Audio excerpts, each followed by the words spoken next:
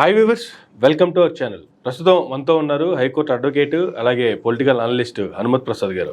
నమస్తే సార్.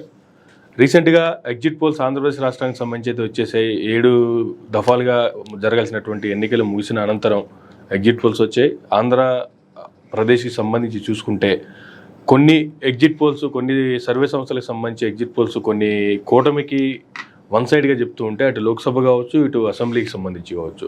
మరికొన్ని సర్వే సంస్థలేమో వాటి యొక్క ఎగ్జిట్ పోల్స్ వైఎస్ఆర్సీపీకి మరలా అధికారం రాబోతుంది అనుకుంటూ వీళ్ళకి వన్ సైడ్గా చెప్తున్నాయి.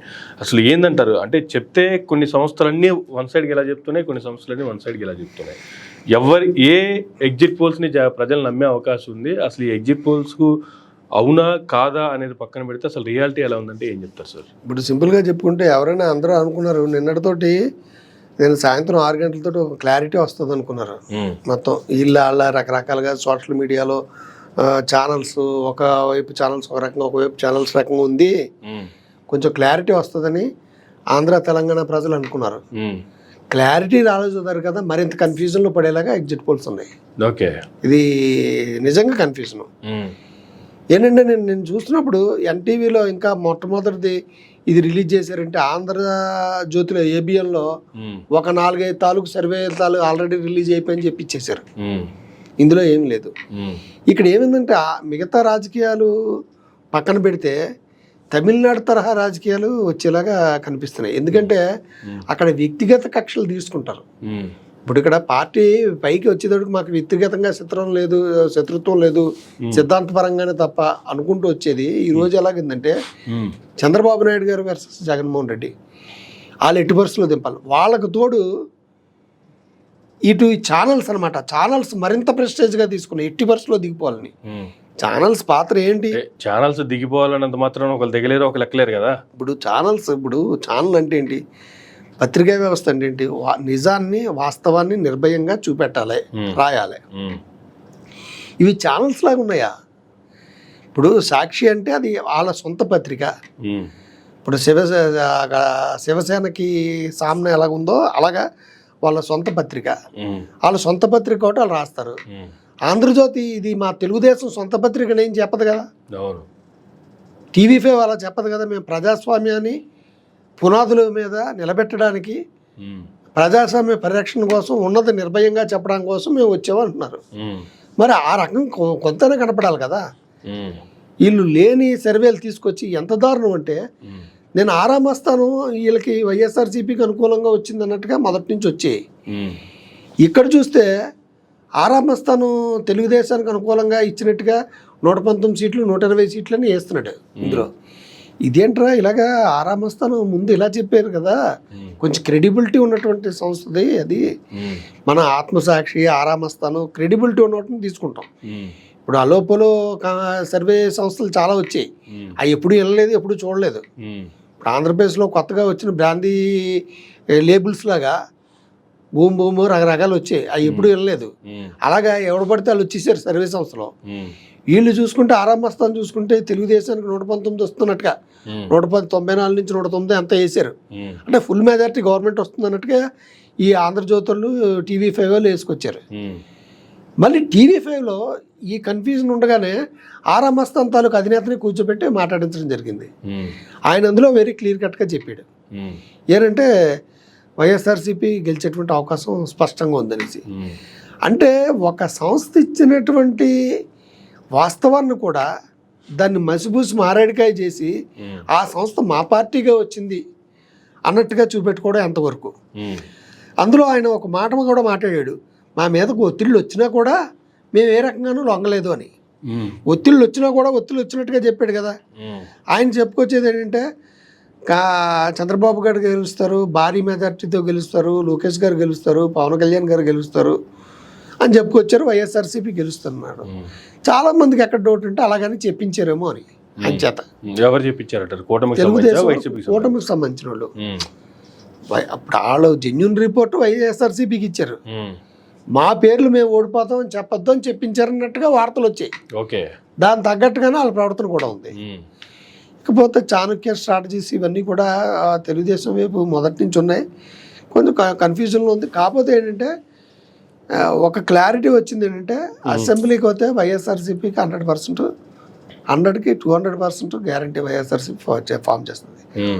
బట్ లోక్సభకు వచ్చేటప్పటికి కొంచెం వైఎస్ఆర్సీపీ ఆశించినంతగా ఉండకపోవచ్చు. అంతే అక్కడ ఏంటంటే కూటమిని దృష్టిలో పెట్టుకుని, అంటే మోడీ గారిని దృష్టిలో పెట్టుకుని ఓటింగ్ చేశారా అన్నట్టుగా ఉంది.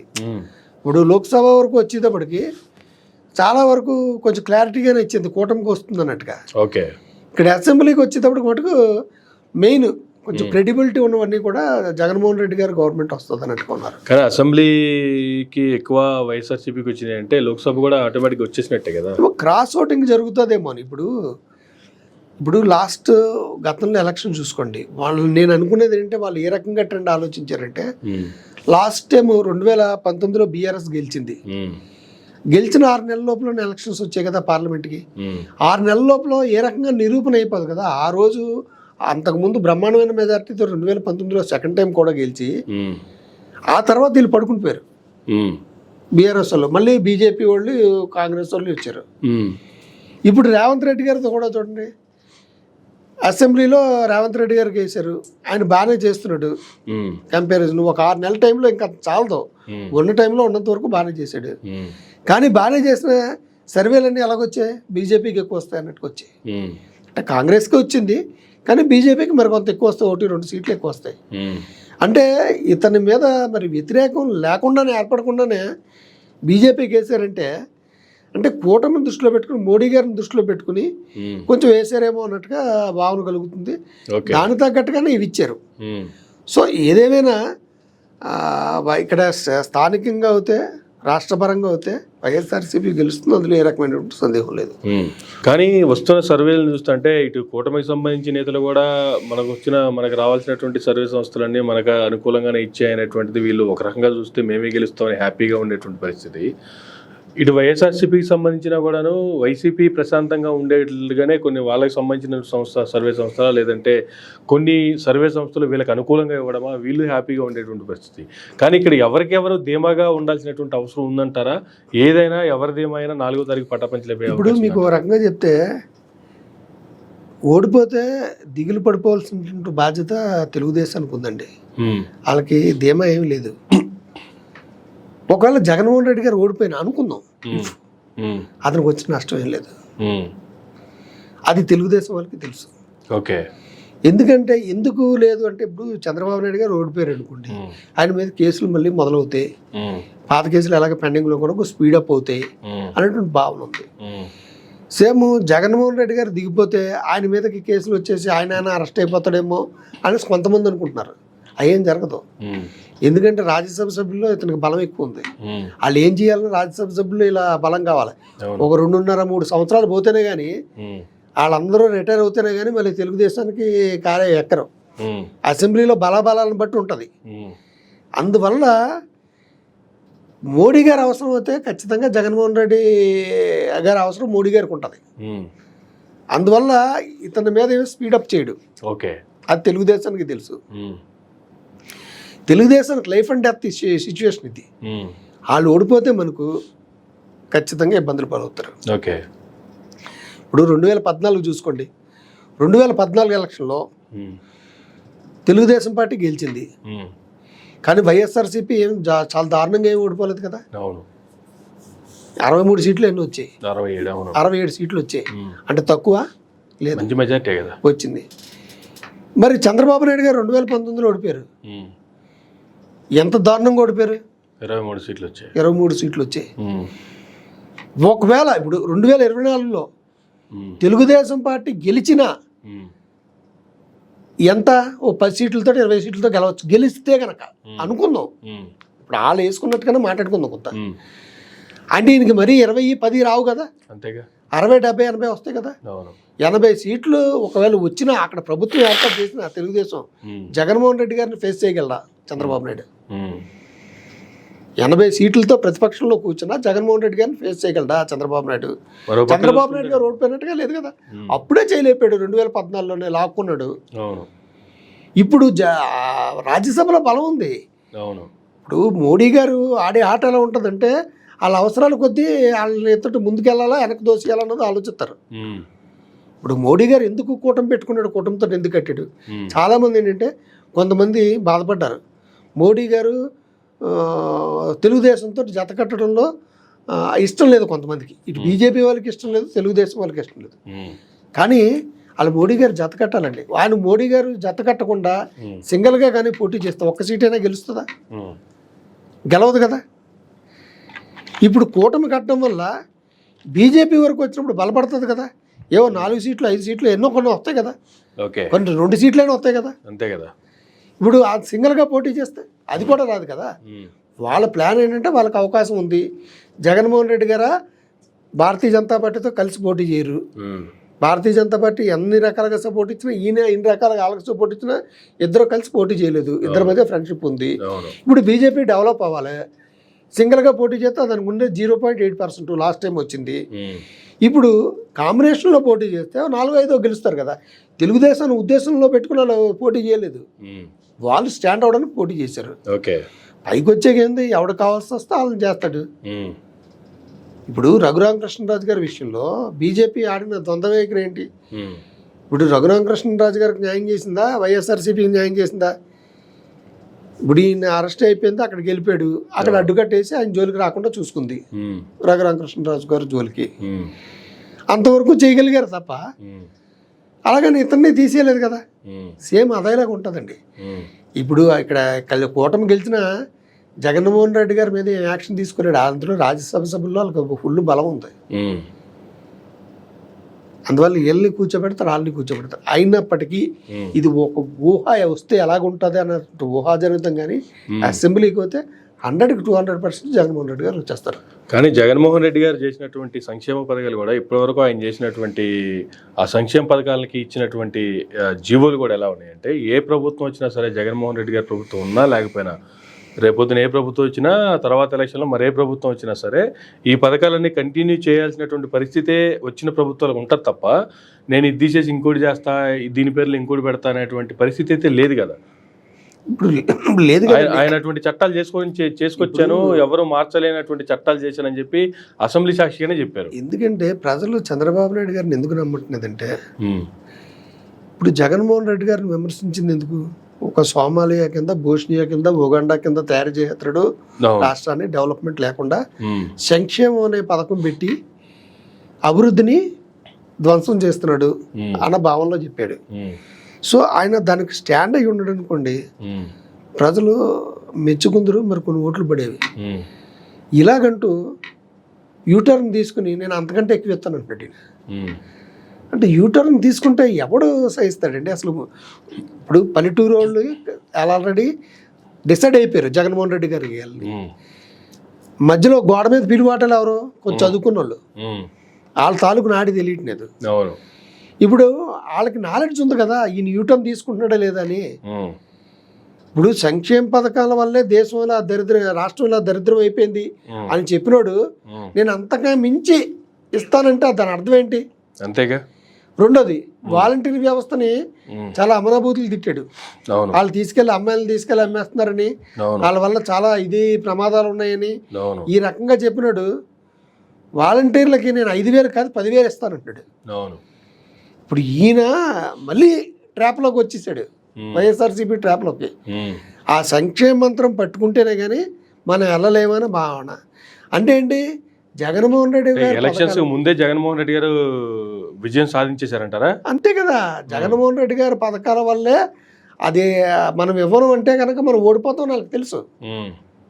ఈయన ఎప్పుడు యూటర్న్ తీసుకోలేదండి. ఎట్టి కష్టమైన పరిస్థితుల్లో కూడా మేము కొంత జగన్మోహన్ రెడ్డి గారు ఒక విషయంలో బ్యాక్ తీసుకుంటే బాగుంటుంది అనుకున్నాం, ల్యాండ్ టైటిలింగ్ యాక్ట్ విషయంలో. ఎందుకంటే అది సెంట్రల్ గవర్నమెంట్ పెట్టింది. వీళ్ళ దౌర్భాగ్యం ఏంటంటే వైఎస్ఆర్సీపీ వాళ్ళది ఇది మాది కాదు, ఇది సెంట్రల్ గవర్నమెంట్ అని చెప్పుకోలేని పరిస్థితి. ఇప్పుడు జనాలందరూ చంద్రబాబు నాయుడు గారు వీళ్ళే చేశారంటే వాళ్ళలో సరిగా దీని మీద ఎక్స్ప్లెనేషన్ ఇచ్చేవాడు లేక, ఒకవేళ ఇచ్చినా అది ప్రజల వరకు వెళ్ళక, వాలంటీర్లు పథకాల విషయంలో ఎలాగెలాగ ఇంటికి వెళ్ళిపోయిందో, ఈ ల్యాండ్ టైటిలింగ్ యాక్ట్ మంద కాదు, ఇది సెంట్రల్ గవర్నమెంటే పెట్టింది అనే విషయాన్ని ప్రజల్లోకి తీసుకెళ్ళిపోయారు. అయినప్పటికీ ఈయన ఒకసారి దాన్ని మేము పునరాలోచిస్తామనో మేము చేయమని అంటే బాగుంటుంది అనుకున్నాం. కానీ ఒక నిర్ణయం తీసుకున్నాక ఆయన వెనక్కి తిరగడం దానికి ప్లస్ మైనస్ పక్కన పెడితే యూటర్న్ మటుకు తీసుకోడు. ఓకే.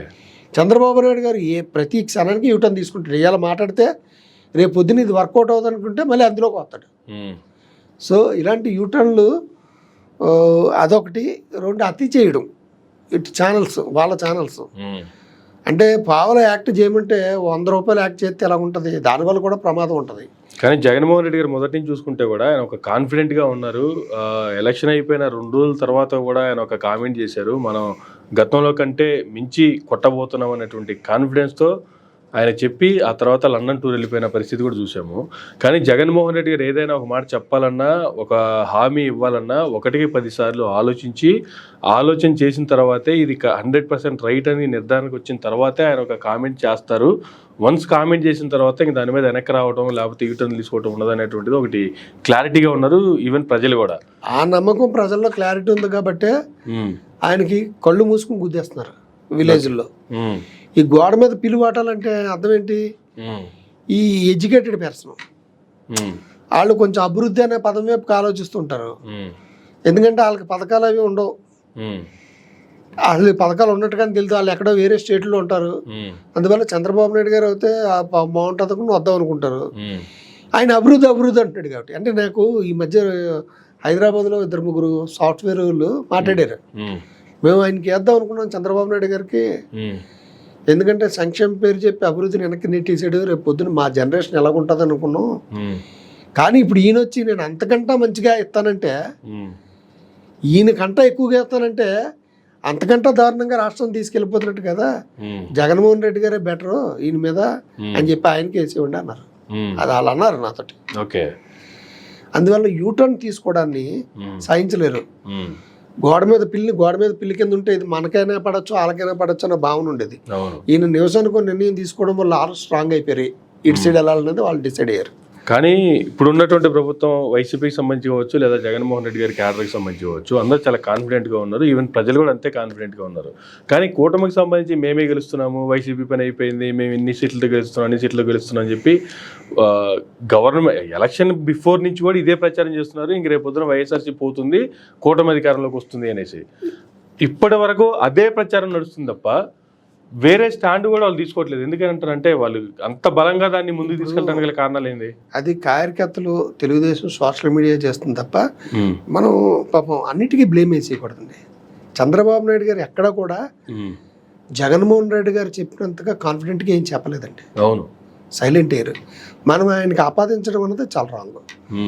ఇప్పుడు ఆయన సైలెంట్ అయిపోయాడు. ఫ్లైట్ దిగి వచ్చినప్పుడు కూడా సీఎం అని అరిచినా కూడా ఆయన ఏమి స్పందించకుండా వెళ్ళిపోయాడు. పవన్ కళ్యాణ్ గారు అయితే ఎలక్షన్ వరకు చేశారు, ఎలక్షన్ తర్వాత సైలెంట్ అయిపోయాడు. ఆ సైలెంట్ని మనం అర్థం చేసుకోవచ్చు. వాళ్ళు ఇలా ప్రకటిస్తున్నారని మనం చెప్పడం ఎందుకు? అది కార్యకర్తలు అన్నీ ఉండొచ్చు. ఒక రకంగా చెప్పాలంటే ఆంధ్రజ్యోతి, ఈనాడు ఛానల్స్ సైలెంట్ అయిపోయాయి. సర్వేలను బేస్ చేసుకుని ముందుకు తీసుకొస్తున్నాయి తప్ప వాళ్ళ సొంత ఒపీనియన్లు ఇప్పుడు సాక్షిలో కానీ, ఎన్టీవీలో కానీ, TV9లో కానీ ఇచ్చినంత కాన్ఫిడెన్స్ వాళ్ళు మాట్లాడలేకపోతున్నారు. ఇప్పుడు కూర్చోబెట్టి మాట్లాడించిన వాళ్ళు సర్వే వాళ్ళు తీసుకొచ్చి వీళ్ళు అన్నారు వాళ్ళు అన్నారనో కానీ వాళ్ళు ముందుగానే తేటతలం చేశారు వైఎస్ఆర్సీపీ గెలిచే అవకాశం ఉందని. చంద్రబాబు నాయుడు గారు ఎప్పుడైతే ఈ పథకాలకు మద్దతు ఇచ్చి ఏ పథకాలనైతే వాళ్ళైతే దేశం వెనకబడిపోతుందో, రాష్ట్రం వెనకబడిపోతుందో అన్నాడో ఆ పథకాలకు మద్దతు వచ్చిన రోజే వైఎస్ఆర్సీపీ నైతికంగా గెలిచినట్టుగా. ఏ వాలంటీర్ వ్యవస్థను అయితే రద్దు చేస్తామని అన్నాడో, ఏ వాలంటీర్ వ్యవస్థ వల్ల వస్తే అష్ట కష్టాలు రాష్ట్ర ప్రజలకు ఏర్పడుతున్నాయి ఉన్నాయో, వాలంటీర్లకి అంతకు మించి జీతాలు 10,000 రూపాయలు చేస్తా అన్నప్పుడే ఆయన మీద విశ్వాసం ప్రజలకు సన్నగిల్లింది. ఆ రోజున ఒప్పునట్టుకన్నా. సో ఏంటంటే వాళ్ళ బాధలు వాళ్ళకుంటాయి. కాదు వాళ్ళు అయితే కాన్ఫిడెంట్గా లేరు, ఏదో గంభీరతను పాటిస్తున్నారు తప్ప సైలెంట్గా ఉన్నారు. అంటే ఈవెన్ ఓటమిని అంగీకరించి ఉన్నారు కానీ కాకపోతే ఎలక్షన్ అంత వరకు లేదా ఫైనల్ రిజల్ట్ వచ్చేంత వరకు మేమే వస్తామని చెప్పుకోవడం ఇప్పుడు ప్రచారం అయితే చేస్తున్నారు అంతే. ఇప్పుడు ఏదైనా జరగచ్చేమో, ఏదైనా మేనేజ్మెంట్ ఏమైనా చేయగలనేమో. ఎందుకంటే ఒకటి చూడండి, ఎక్కడా లేనటువంటి విధంగా దేశం మొత్తం మీద ఎలక్షన్ కమిషన్ ఎక్కడా నిర్ణయం తీసుకోలేదు. అలా పోస్టల్ బ్యాలెట్ ఉద్యోగస్తులు వాళ్ళు బ్యాలెట్స్లో గెజిటెడ్ ఆఫీస్ సంతకం ఉండాలి, సీల్ ఉండాలి, అన్నీ ఉన్నాకే వేయాలి. అది ఎక్కడైనా రూలు. అవును. ఇప్పుడు దేశం అంతా కూడా అదే ఉంది. అవేమీ లేకపోయినా సరే గెజిటెడ్ ఆఫీసర్ సంతకం ఉంటే అది క్యాలిక్యులేట్ చేసిండి అంటున్నారంటే ఇందులో ఓడిపోతాం కాబట్టి అవి కలిపేద్దామనా ఏంటి ఆ ఓట్లు? అంటే ఇలా కలిపేసుకుంటే గెలిచిపోతామని ధీమారా? ఏమో అది ఇప్పుడు అసలు ఎక్కడైనా ఉంటే, ఏ రాష్ట్రంలోనూ ఉంటే, ఇన్ని చోట్ల ఎలక్షన్ అయింది కదా దేశం అంతా, ఇక్కడే ఎందుకు ఆ రూల్ పెట్టారు? పెడితే దేశం మొత్తం పెట్టాలి కదా. ఇప్పుడు అనుమానాలు వస్తున్నాయి కదా, ఇప్పుడు వీళ్ళు ఏమన్నా మేనేజ్మెంట్ అన్నా చేస్తున్నారేమో అని. అంటే అది అపోహ, నా అపోహ. వీళ్ళు చేస్తున్నారని ఆపాదించట్లేదు. ఎలక్షన్ కమిషనర్ తనంతా ఏ రాష్ట్రానికి లేని వెసులుబాటు ఆంధ్ర రాష్ట్రానికి మాత్రమే ఎందుకు అని అంటే, ఎందుకంటే మేనేజ్మెంట్ చేయడంలో చంద్రబాబు నాయుడు గారు శ్రద్ధేస్తుడు.